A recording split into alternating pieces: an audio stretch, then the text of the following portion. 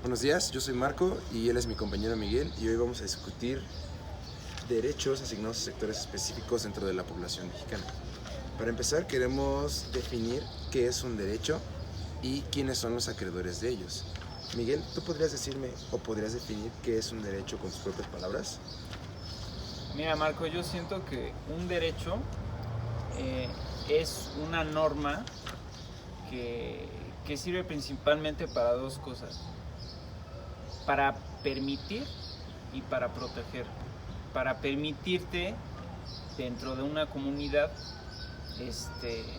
hacer ciertas cosas, tener ciertas libertades y a ser protegido por esa misma comunidad. ¿Qué piensas? Yo pienso que sí, pero que estos derechos son solamente para aquellos que son ciudadanos de un sector, que conforman, como tú dijiste, una sociedad, de personas que conforman una sociedad que están regidas bajo las mismas leyes, tanto escritas como morales, éticas, que tienen que ver con la cultura de ese lugar. Para ello me gustaría decir que la ciudadanía se integra solamente dentro de gobiernos democráticos. Solamente un gobierno que tiene una democracia son aquellos que pueden tener ciudadanos. Eso lo podemos ver porque una monarquía, en un lugar así donde todo es un poder absoluto, no existe en la democracia, pues ellos no tienen poder de decidir, no tienen poder de exigir, porque Sí. todo el poder recae sobre una sola persona. Pues sí, como lo vimos en clase, que el rey tiene sus súbditos, ¿no? Ajá. En cambio aquí sí somos ciudadanos, ¿no? Ujú. Tanto en constitución como pues en sociedad, ¿no? Así es, y pues bueno, estos gobiernos atañen, por así decir, al sector público. Estos problemas que tenemos que proteger se dividen en 4 dimensiones. Esas 4 dimensiones son las dimensiones de los derechos civiles, los derechos políticos, los derechos sociales y los derechos culturales, donde los derechos civiles se han conformados por la seguridad, la autonomía del Estado y la igualdad. Los derechos públicos básicamente es el poder votar y el poder ser votado. Así es, y los derechos sociales es asegurar el bienestar y la dignidad de todas las personas ciudadanas dentro de esa nación, la salud, educación, vivienda, trabajo.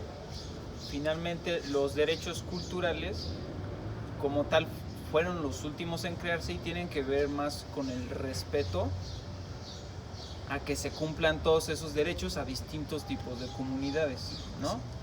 ¿Sí? Y bueno, con esto nos gustaría empezar con nuestros derechos, los derechos que nosotros escogimos. Y Miguel, ¿puedes decirnos tú cuál es tu derecho y en qué dimensión puede entrar? Yo el derecho que escogí, que me puse a investigar, fue el derecho del acceso a la información.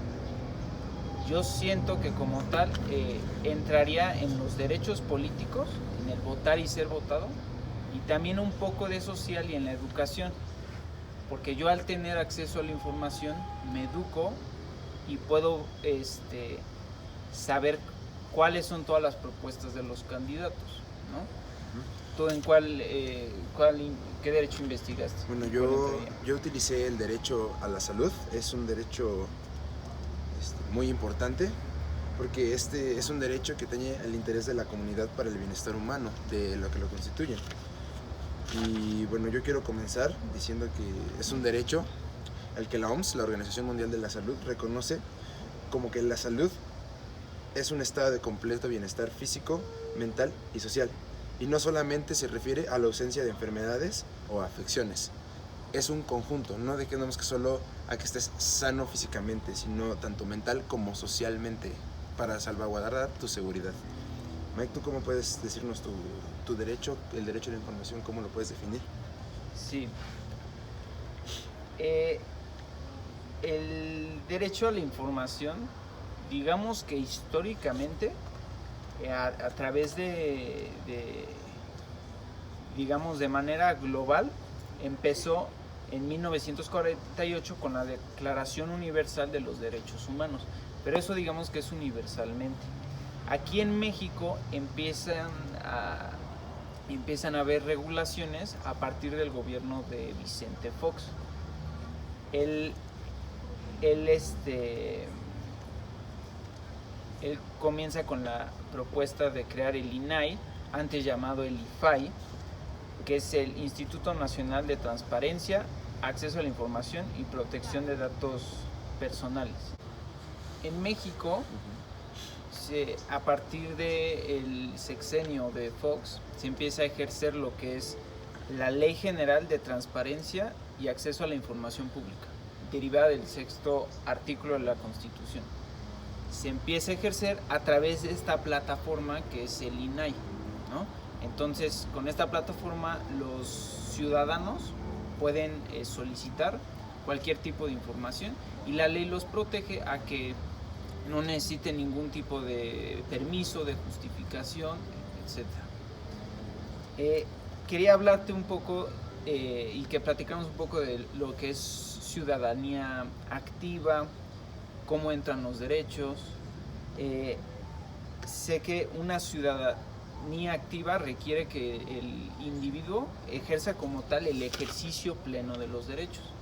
Okay. Y hablando de derechos, existe como tal una segmentación donde entraría el sector social, donde pues está lo rural, lo urbano, distintos modelos económicos que aplican a esos estatus. Se segmenta también por género y pues por edad, todo lo que se conoce como edad productiva y ese tipo de cosas. Estamos de acuerdo que en esta segmentación siempre va a haber un grupo fuerte, por así decirlo, y un grupo vulnerable. Exactamente. Por ejemplo, en el sector social, los grupos vulnerables siempre van a ser los grupos rurales, pues son los que están alejados de las ciudades grandes donde se encuentra la mayor cantidad de servicios. Totalmente. Así como en el género se hace una discriminación por hombres y mujeres, aunque eso podría decirse que es muy de muchos años atrás, es una realidad que se sigue viviendo más en las zonas urbanas, sí, claro, más en las zonas rurales, perdón. Y por edad siempre se discrimina tanto a los niños como a los adultos mayores, pues no se encuentran dentro de su edad productiva, ¿estás de acuerdo? Estoy de acuerdo. La edad productiva va de los 18 años, que es cuando se obtiene la ciudadanía, hasta los 60 años, que es cuando la gente empieza a jubilarse, donde empiezan a dejar de generar recursos. Entonces, por eso que siempre se ve una discriminación en esa segmentación, como estás diciendo. De hecho, yo con mi derecho, yo utilicé específicamente la salud, pero para pueblos indígenas, pueblos que son desprotegidos. Y pues déjame decirte que ellos siguen siendo ciudadanos, pues nacieron aquí, tienen la membresía de la ciudadanía aquí, por lo tanto, tienen que ejercer sus derechos. Y como te había dicho, estos derechos son formales porque sí están escritos y sí están respaldados por instrumentos jurídicos tanto nacionales e internacionales. En México, el derecho de la salud está respaldado por el artículo 4 de la Constitución Nacional, donde dice que toda persona tiene derecho a la protección de la salud. Y en el artículo 77, donde dice que toda persona tiene derecho a ser incorporada al sistema de protección social de salud, lo que sería un seguro social, el ISSSTE, el IMSS. Y tiene que ser efectivo, oportuno, de calidad, sin desembolso de dinero al momento. Te tienen que brindar la atención aunque no tengas el dinero para pagarlo en ese momento, y sin discriminación por cuestiones raciales, por cuestiones de género, por cuestiones de creencias, o sea, si por cuestión de edad, ninguna de esas tienes que ser discriminado.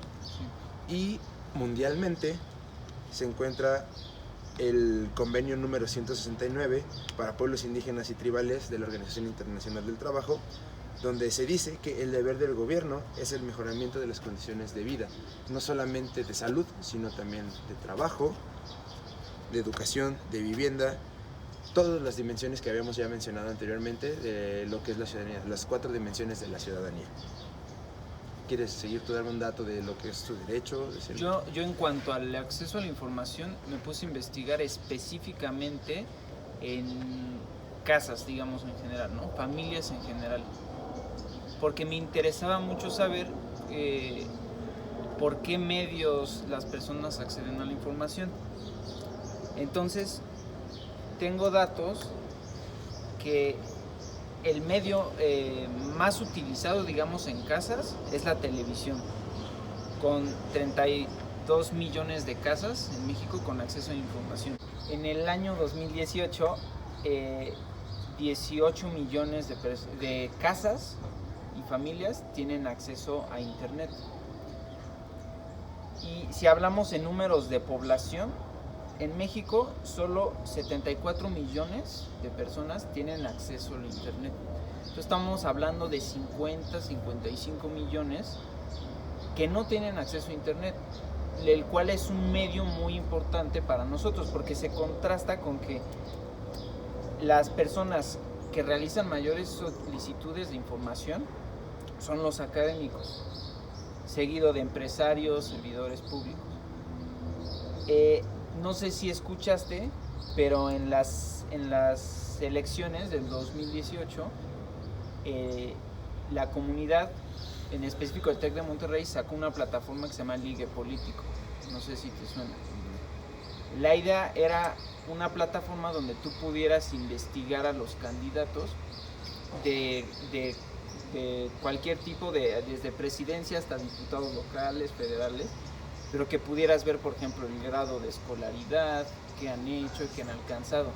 La idea era una plataforma en internet padre, ¿no? Muy bonita, y digamos que ese fue el proyecto de ciudadanía que ellos se pusieron a hacer, ¿no? Sin embargo, aquí estamos viendo que puede que no sea el medio adecuado a internet, aunque a lo mejor para nosotros sí, y no todos tienen acceso a internet. Entonces, si nos dedicáramos a hacer lo mismo, pero a lo mejor orientado a la televisión, ¿no? Y alcanzar ese sector de la población que no tiene acceso, entonces habría habría mucho más educación en cuanto a quiénes son nuestros candidatos. Eso está muy bien, ¿sabes? Es el alcance, como te está diciendo, la desigualdad, ¿sabes? Los sectores por lo regular marginados, los sectores pobres de la nación son aquellos que no tienen acceso a esa clase de derechos, a la información, a internet, a tener un aparato, ¿sabes? Sí, claro. Una computadora, un teléfono en el que puedas revisar esa información. Y lo mismo pasa, dices, bueno, es un teléfono, es algo caro, puede decirse que es algo de lujo, pero ¿qué está pasando con la salud? La salud es algo que debes de tener, es un derecho que es tener de nacimiento, y hay lugares donde ni siquiera se alcanza ese derecho, y es por eso que México ha trabajado, el gobierno, que es el Estado benefactor para el acceso a los derechos de la ciudadanía, ha trabajado para poderlo alcanzar. Y aquí te puedo dar un dato, ya es un dato que tiene un poco más de 10 años, pero en el 2007 había 19.156 unidades de consulta externa que son para alcanzar esos lugares de difícil acceso. Para el 2011 creció a 20.920, con un 9.2% de crecimiento. ¿Para qué quieren hacer estas unidades de consulta externas? Para mejorar las condiciones de vida de esas personas y así como reducir esa brecha de desigualdad. O sea, que ese derecho tan fundamental como lo es la salud no se vea afectado, no se vea... O sea, que son personas que no lo tienen simplemente por el hecho de ser indígenas o por ser personas que se encuentran lejos de estos grandes asentamientos urbanos. Bueno, por ahora yo creo que esto es todo. ¿Te gustaría concluir? Yo concluyo que investigando mi derecho, el del acceso a la información, me doy cuenta que al menos lo que es lo formal, el derecho formalizado, escrito, eso está muy bien, ¿no? Tanto de acceso, también como de protección de datos, que no mencioné.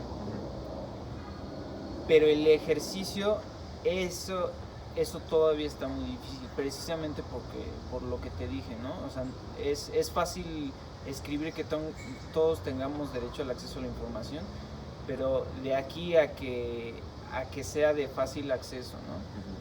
En cualquier lado, sin tener que recurrir a viajar por ejemplo, a la ciudad donde hay más acceso a medios, ¿no?